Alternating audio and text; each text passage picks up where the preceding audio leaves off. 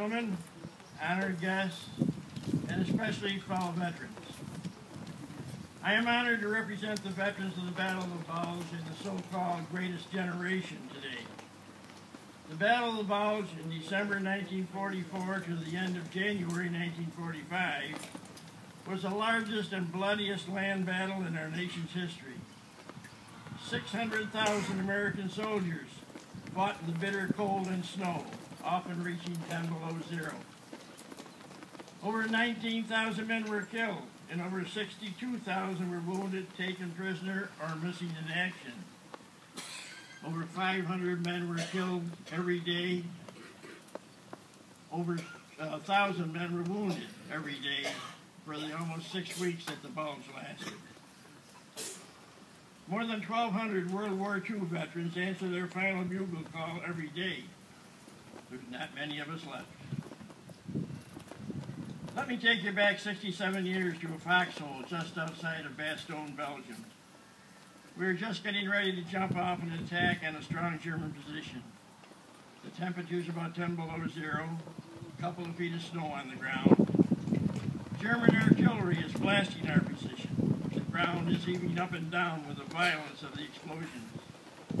Trees are splintering and crashing to the ground. The shrapnel is slicing into soldiers' flesh. Rifle and machine gun fire splits the air. The sound is deafening and overwhelming. We are the machine gun section of what is left of an infantry company of the 87th Infantry Division, part of General George Patton's famous Third Army. Young men, hardly more than boys, most of us 18, 19, 20 years old, frontline infantrymen. Alongside of me was a good friend that I had trained with for over a year, Harvey Wilson. Harvey was very quiet because Harvey is dead. He was feeding ammunition to my machine gun when a German bullet took him. Within about 10 yards of our position are the bodies of 3 more of my comrades, men that I can never forget. Finn, West, and Porzio, half buried in the snow and frozen in the 10 below zero weather. An image that still serves my mind after over 67 years. There will be many more before this war was over. My machine gun squad of 6 men was now down to 2. Then the word came down, move out, and we began our attack on the German position. This is a scene that was lived by most of the men of the Battle of the Bulge to a more or lesser degree. In those weeks and months of fighting, these men had seen more, endured more, and contributed more than most men see in a lifetime. There is no way to convey to you the terror and agony of frontline infantry combat. Men being shot next to you, men being blown to pieces by the dreaded German 88s. And yet you keep going to kill and drive the enemy back. The frontline infantryman's concern is with death, not fight. With destruction, not construction. The ultimate destruction is killing another human being. Memorial Day is a time for Americans to reconnect with their history and core values by honoring those who gave their lives for the ideals we cherish. We come together today to honor and remember my comrades, Harvey Wilson, Raymond Finn, Paul West, Balthazar Porzio, who gave their lives on that cold January day in Belgium in 1945. We come to remember and honor the 19,000 young men who died in that terrible battle. We come to remember and honor the 400,000 American soldiers, sailors, and airmen, and women too, who perished in World War II. 400,000. We come to remember and honor the thousands of soldiers and sailors who have died in all the other wars serving our nation. Korea, World War I, Spanish-American War, the Civil War, all the way back over 200 years to the Revolution. We remember and honor those who died in battle in the steaming jungles of Vietnam. We remember and honor the missing who were never found, the POWs, the prisoners of war who were never returned, who are remembered daily by the POW flag on the pole a few yards away. More than 1,600 American servicemen are still listed as missing in action in Vietnam. We especially remember and honor the thousands of soldiers and sailors and Marines and veterans hospitals across our nation, their minds and bodies destroyed by the horrors of war. We remember and honor many of our comrades here with us today who still suffer from wounds received in battle.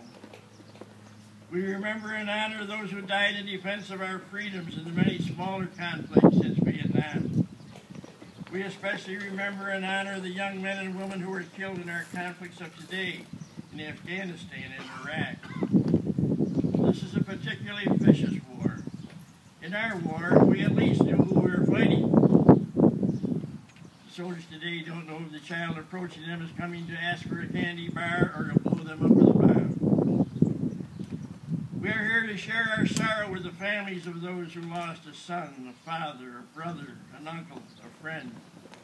We, the veterans of the Battle of the Bulge, mourn the loss of many friends and comrades numbered among the 19,000 who died in that battle. Many of us are survivors of infantry companies that went into the Bulge with companies of about 200 men and came out with 30 or 40 survivors.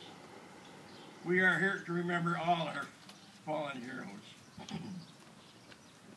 More than 1 million American service members died in the wars and conflicts our nation fought since the first colonial soldiers took up arms in 1775 to fight for independence. Each person who died during those conflicts was a loved one, cherished by family and friends. Each was a loss to the community and to our nation. The war in Europe ended May the 8th, 1945, 67 years ago. The war may have ended 67 years ago, but for us, the soldiers who fought in that war and the families of those who died in that conflict, it will never end. Many of us still hear the artillery barrages, the screams of the wounded, the machine guns and rifles firing with eloquence back to us in the quiet of the night. Some wait for the comforting arms of their wife to shield them from the terrible memories, but she too is gone. We still see the destroyed tanks burned black, standing in the snow looking like great dead animals. Hundreds of black artillery craters pockmarking the snow-covered fields. And the most horrifying, the snow-covered mounds once met our comrades dotting the landscape. Many with frozen arms and legs raised aloft through the snow, seemingly begging us not to forget them.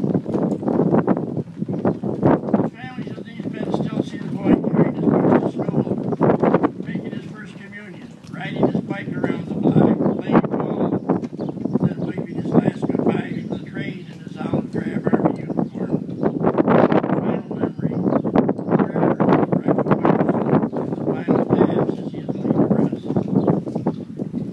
What we did, what we experienced, represents the love of our country, the love of our religious faith, the love of our fellow citizens, and our love of freedom. We saw what a lack of love and a lack of freedom could do. We saw the concentration camps. We saw the slave labor camps. We saw the prisoner of war camps. We saw the vile inhumanity of man against man. Tears still well up my eyes. Remember all the friends that I left in the fields, towns, and cities of Europe. Not only on Memorial Day or Veterans Day, but many times every day. Why them and not me? Did someone else take the bullet intended for me? I was wounded 3 times, but only very minor flesh wounds. I only know that God took them at 18, 19, 20 years of age, and has allowed me to reach my 87th year. I thank Him for it every day. Were you a hero in the war, Poppy? My grandchildren used to ask. I usually answer, what's each become a stock answer for infantrymen? No. No, but I was in a company of heroes. Glory God, may we never forget. May this nation never forget. See, 81,000 fine young men get water.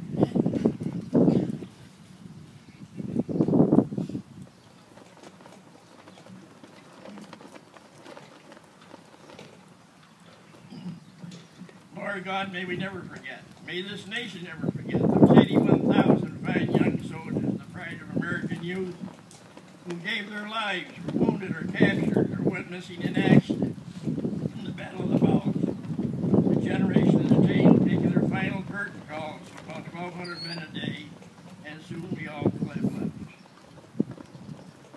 The Ardennes woods are silent now. The battle of smoke is fled. 60 years and 7 have passed. Now only memories.